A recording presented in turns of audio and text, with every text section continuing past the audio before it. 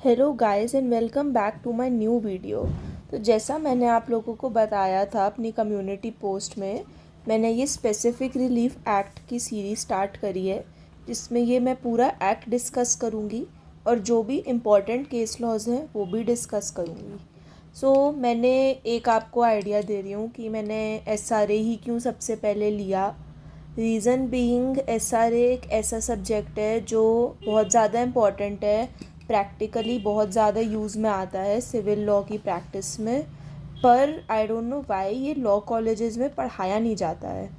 Often इसको हम contract के साथ थोड़ा बहुत रेफ़र किया जाता है, so people just know what is SRA. At least law students की बात कर रही हूँ मैं इन पर्टिकुलर, जो अभी भी कॉलेजेस में है, but they have little to no idea that how this law works.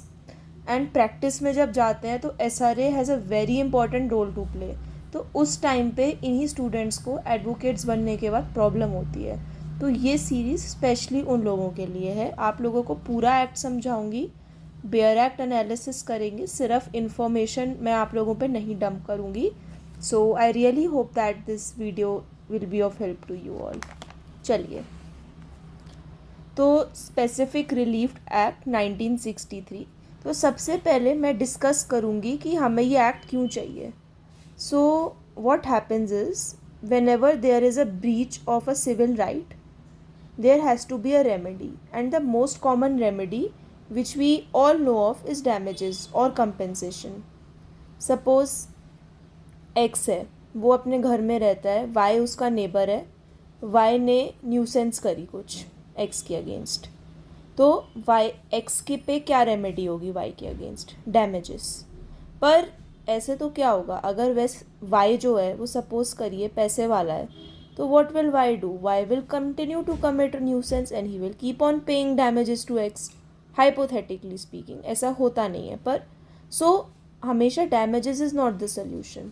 या फिर हम एक एग्जांपल ले लें, suppose a family has taken a place on rent, they have sold their house, they have to live on rent at a place for a few days, after which they will be shifting to their own house.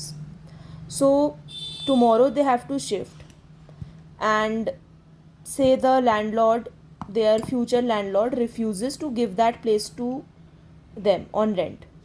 तो अब इस case में क्या होगा? आप वो लोग court जाएंगे, कोर्ट में उनको डैमेजेस दिए जाएंगे, पर भाई उनको डैमेजेस चाहिए ही नहीं। उन्हें क्या चाहिए? उन्हें घर किराए पे चाहिए। पैसे से क्या होगा? मतलब सीधी बात है, पैसा हमेशा आपकी प्रॉब्लम की रेमेडी नहीं होता है। तो यही बहुत इंपॉर्टेंट चीज़ है सिविल लॉ में भी। सारे सिविल राइट्स की remedy is not just damages. Damages definitely बहुत इंपॉर्टेंट है, but damages is not the only important remedy. इसीलिए हमारे पास एग्जिस्टेंस में है स्पेसिफिक रिलीफ एक्ट। तो अगर इस एक्ट की थोड़ी मैं आगे हिस्ट्री में जाऊँ, तो ब्रिटिश पीरियड में, when Britishers started opening courts and British legal system India में आया, so in 1877 we had the first SRA. तो इस एसआरए में 1877 के एसआरए की स्पेशल बात यह है, इसमें बहुत सारे इलस्ट्रेशंस थे। एज एन एग्जाम्पल्स, जैसे हमारे पुराने वाले आईपीसी वगैरह में थे, इस पे बहुत सारे इलस्ट्रेशंस थे, और इस नए वाले में एक भी नहीं है। पर हम आज की डेट में भी जिसको एसआरए की डीप स्टडी करनी हो, वो इनके इलस्ट्रेशंस पढ़ सकता है, पर नहीं भी पढ़ेगा तो कोई फ़र्क नहीं है। आगे इंडिपेंडेंस के बाद, स्पेलिंग मिस्टेक गाइस, सॉरी। जब हमें ब्रिटिशर्स से इंडिपेंडेंस मिली, तो मैंने अपनी एक शॉर्ट वीडियो में भी इस आर्टिकल की सिग्निफिकेंस बताई थी, मैं अटैच कर दूंगी वीडियो के साथ। तो आर्टिकल 372 क्लॉज 1 की वजह से एसआरए 1877 हमारा 1963 तक एनफोर्समेंट में रहा। पर सिंस हम न्यूली इंडिपेंडेंट कंट्री थे और हमें अपनी नीड्स एंड प्रेफरेंसेस के हिसाब से लॉज की ज़रूरत थी, तो लॉ कमीशन जो बनी थी उस टाइम पे, इनिशियल लॉ कमीशंस थी, उनकी इनिशियल रिपोर्ट्स हमारे ब्रिटिश लॉज की नीड और applicability in context of independent India analyse करती थी। इसी सब एनालिसिस की वजह से हमारा स्पेसिफिक रिलीफ एक्ट 1963 एग्जिस्टेंस में आता है। बट देन ये एक्ट 1963 के नीड्स के हिसाब से था। जब हम हमारे आफ्टर लिबरलाइजेशन ग्लोबलाइजेशन, जो हमारे एलपीजी प्राइवेटाइजेशन, एलपीजी रिफॉर्म्स आए थे 1992 में, उसके बाद हमारा जो इकॉनमी थी वो ओपन अप हुई, हमारे में फॉरेन इन्वेस्टमेंट आई, फॉरेन ब्रांड्स आए इंडिया में, और चीज़ें थोड़ी ज़्यादा और इम्पोर्ट एक्सपोर्ट काफ़ी बढ़ा। सो हमारा बिजनेस सिनेरियो जो था वो काफ़ी फ्लरिश कर रहा था। पर एक प्रॉब्लम आ रही थी कि अगर सपोज़ कि कोई डिस्प्यूट होता है तो जो मैटर है वो कोर्ट्स जाते थे, राइट, ऑब्वियसली। या हम देखें, अगर कोर्ट्स नहीं जाते थे तो आर्बिट्रेशन जाते थे। तो उन मैटर्स को अगर हम देखें जो कोर्ट्स में जाते थे और आर्बिट्रेशन में नहीं जाते थे, वो मैटर्स स्पेशली जो कॉन्ट्रैक्चुअल होते सारे ही थे, प्योरली कॉन्ट्रैक्चुअल होते थे, they had to face a major problem.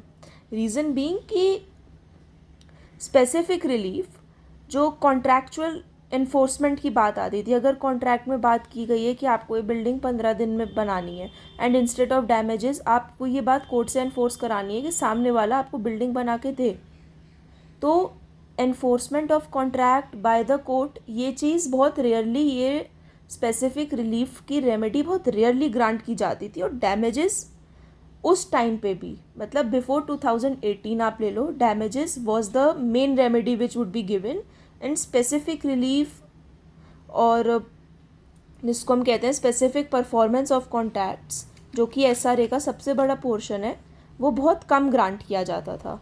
So that was the reason why India's image was with respect to its business setup was getting damaged a bit. So finally इसी reason की वजह से expert committee एक बनाई गई 2016 में, और इस एक्सपर्ट कमेटी का जॉब था कि वो एसआरए, हमारा 1963 एसआरए पूरा पढ़े, पूरा एनालाइज करे, एंड उसके बाद इसमें जो भी रिक्विजिट चेंजेस हैं जो इंडिया में बिज़नेस को ईज़ कर सकते हैं, हमारी ईज़ ऑफ बिज़नेस कर सकते हैं हमारे कंट्री में, उन्हीं अमेंडमेंट्स को लाया जाए। फिर इन्हीं रिकमेंडेशंस जो इस एक्सपर्ट कमेटी ने दी थी, हमारा 2018 अमेंडमेंट एक्ट आया, और 2018 अमेंडमेंट एक्ट ने बहुत मेजर चेंजेस करे इस एक्ट में। और जो हमारा स्पेशली चैप्टर, मैं आपको दिखाती हूँ, मेरा पूरा रंग चुका है, हमारा चैप्टर 2 है स्पेसिफिक परफॉर्मेंस ऑफ कॉन्ट्रैक्ट्स का। इस चैप्टर में बहुत चेंजेस हुए, और इसके अलावा भी और भी जैसे इंजंक्शन रिलेटेड जो लॉ था उसमें भी थोड़ा बहुत चेंज आया। सो इस वजह से हमारा 2018 अमेंडमेंट बहुत इंपॉर्टेंट है। 2018 अमेंडमेंट से भी मैं डील करूँगी, पर ऐसे नहीं कि कोई अलग वीडियो बन रही है, इन द फ्लो जैसे जैसे टॉपिक आएगा 2018 अमेंडमेंट एक्ट की भी मैं कंपैरिजन साथ साथ करूँगी। चलिए, इसके बाद कि whether the act is substantive और procedural. So the thing is, जैसे मैंने एक अपनी प्रीवियस वीडियो में ऑलरेडी डिस्कस कर चुकी हूँ, substantive acts lay down the rights and procedural acts lay down the procedure for the enforcement of those rights. Issue ये आता है एसआरए में ना तो राइट्स लेट डाउन है, ना एसआरए में प्रोसीजर लेट डाउन है, एसआरए में रिलीफ लेट डाउन है। जो हमारा राइट है उसका वायलेशन होता है, और उस वायलेशन से हमें रिलीफ चाहिए, वो रिलीफ क्या होगा, वो लेट डाउन है। तो इस वजह से थोड़ा सा एक कंट्रोवर्सी थी कि ना ये प्योरली प्रोसीजरल है, ना ये प्योरली सब्सटैंटिव है, तो हम इस एक्ट को किस चीज़ में कैटेगराइज करें। नाउ ये कैटेगराइजेशन कई लोग क्वेश्चन कर सकते हैं कि कैटेगराइजेशन इतना इम्पॉर्टेंट है ही क्यों। वेल, ये बहुत इम्पॉर्टेंट है बिकॉज इससे आपको एक एक्ट को कैसे इंटरप्रेट करना है ये पता लगता है। If an act is procedural in nature, then आप उसको on the basis of principles of equity interpret करेंगे, ऑन द बेसिस ऑफ क्या कहते हैं, golden rules of interpretation, flexible interpretation रहेगी आप लोगों की थोड़ी। जैसे कि अगर एक इंटरप्रिटेशन है एक एक्ट की और दो इंटरप्रिटेशंस पॉसिबल हैं, suppose there is an act, there is a particular provision and उसकी दो इंटरप्रिटेशंस पॉसिबल हैं, और एक इंटरप्रिटेशन है जो थोड़ी हमें जस्टिस ओरिएंटेड लग रही है, जो एक्चुअली प्रॉब्लम सॉल्व करती है, और एक इंटरप्रिटेशन है जो हमें more of a problem creator लग रही है या अनजस्ट लग रही है, तो हम ऑब्वियसली वो इंटरप्रिटेशन चूज़ करेंगे जो कि मोर टूवर्ड्स डूइंग जस्टिस है, जो मोर टूवर्ड्स डूइंग इक्विटी है।